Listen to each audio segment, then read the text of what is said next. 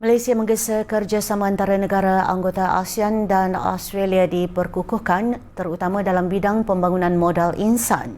Perdana Menteri Datuk Seri Anwar Ibrahim dalam ucapan beliau pada sidang kemuncak ASEAN Australia keempat menekankan kepada kerjasama dalam sektor utama termasuk keselamatan cyber, kecerdasan buatan AI, ekonomi digital dan tenaga bersih. Perdana Menteri Datuk Seri Anwar Ibrahim turut menegaskan kepentingan mengutamakan pendidikan dalam bidang sains, teknologi, kejuruteraan dan matematik untuk melengkapkan tenaga kerja dengan kemahiran penting yang diperlukan dalam bidang yang sedang berkembang ini. Perdana Menteri Australia Anthony Albanese mengetuai delegasi negaranya pada sidang kemuncak itu sebagai sebahagian daripada sidang kemuncak ASEAN ke-44 dan ke-45 serta sidang-sidang berkaitan.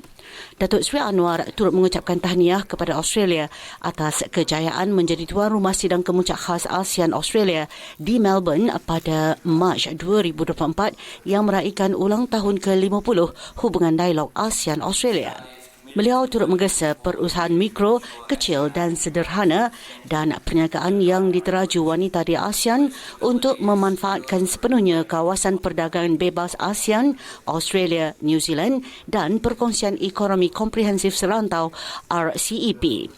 Ditubuhkan di Vientiane pada 30 November 2004 semasa sidang kemuncak ASEAN Australia New Zealand, kawasan perdagangan bebas itu adalah perjanjian ekonomi komprehensif yang dihasilkan untuk meningkatkan akses pasaran dan peluang pelaburan di seluruh ASEAN, Australia dan New Zealand. Malaysia secara rasmi akan memegang jawatan pengerusi ASEAN daripada Laos pada 11 Oktober. Sebelum ini, Malaysia menggarap peranan sebagai pengerusi pada 1977, 1997, 2005 dan 2015.